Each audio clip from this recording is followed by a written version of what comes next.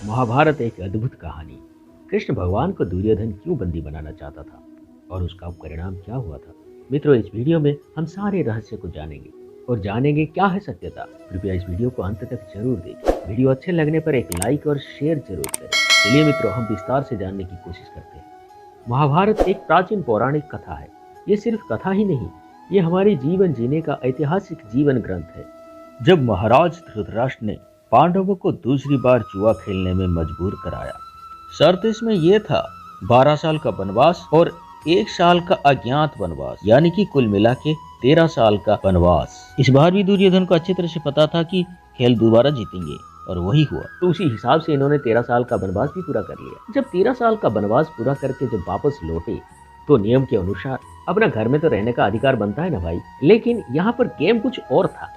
वो 13 साल तो वनवास करके आ गए थे, लेकिन जब युद्ध होगा, अगर युद्ध में जीतेंगे तभी उनको कुछ रहने के लिए जगह मिलेगा। भाई ये तो अन्याय है। ये दोनों अंडरस्टैंडिंग हो गए थे आपस में कि दोनों तरफ से युद्ध भी हो। पांडव तो इस बात का बहुत दिनों से इंतजार कर रहे थे। वो प्रतिशोध की आग में जल रहे थे, जो कि द्रौपदी के साथ ऐसा हुआ जो पूरे नारी समाज के लिए एक कलंक बन गया था। इसीलिए पांडव भी तैयार थे और कौरव भी तैयार थे, लेकिन ये बात कृष्ण भगवान को हजम नहीं हुई। कृष्ण भगवान चाहते ही नहीं थे कि युद्ध हो, तो सोचा कि अपनी तरफ से थोड़ा ट्राई मारने में क्या जाता है। तभी भगवान श्री कृष्ण अपनी ओर से शांति दूत बनकर महाराज धृतराष्ट्र की राजसभा में एंट्री मारते हैं। धृतराष्ट्र की भरी राजसभा में धृतराष्ट्र, द्रोणाचार्य, कृपाचार्य, भीष्म पितामह, अन्य सारे गुरुश्रेष्ठ उपस्थित होते हैं। जब महाराज धृतराष्ट्र कृष्ण भगवान को पूछते हैं, हे वासुदेव, मेरे छोटे भाई पांडु की तरफ से आप दूत बनकर क्या संदेश लेकर आए हो?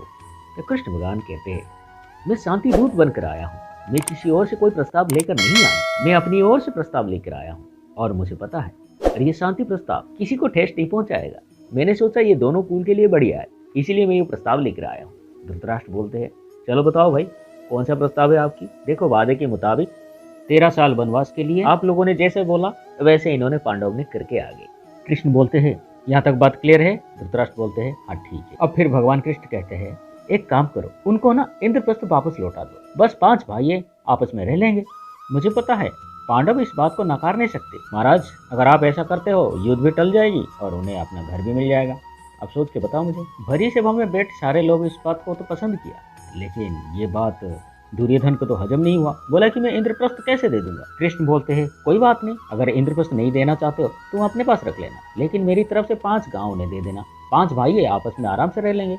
इस बात को महाराज धृतराष्ट्र, द्रोणाचार्य, कृपाचार्य, भीष्म पितामह सारे लोग मान गए थे और दुर्योधन को भी समझाए, देखो पुत्र, वासुदेव ने बड़ी अच्छे प्रस्ताव लेकर आए, अब मान जाओ और युद्ध को टाल दो। दुर्योधन तो अहंकारी और घमंडी है, वो कहाँ इस शांति के प्रस्ताव को मानने वाले। फिर दुर्योधन बोलते हैं, वासुदेव आप उन्हें बोल देना युद्ध होगा तो होकर ही रहेगा। उन पांडवों को मैं सुई की नोक के बराबर जंग भी नहीं देने वाला हूँ। जाओ उन्हें बोल देना युद्ध के लिए तैयार रहे। ये बात भगवान कृष्ण को बड़ी अच्छी से पता था, अगर युद्ध होगा तो बहुत बड़ा विनाश होने वाला है। लेकिन खुद भगवान ही दुर्योधन को समझा नहीं पाए तो और समझाएगा कौन। यहाँ पर कृष्ण भगवान कहते हैं, दुर्योधन क्यों अपनी मृत्यु को निमंत्रण करते हो भाई? अपने माताओं को क्यों रोने के लिए मजबूर करा रहे हो? दुर्योधन जैसे अपनी माता के नाम सुनते ही बहुत गुस्से में आ गए। फिर दुर्योधन बोलते हैं, अगर तुम दूत बनकर ना आते ना, मैं तुम्हारा क्या करता तुम्हें पता भी नहीं होता। कृष्ण भगवान मुस्कुराते हुए बोलते हैं, तो मेरे क्या कर लेते दुर्योधन?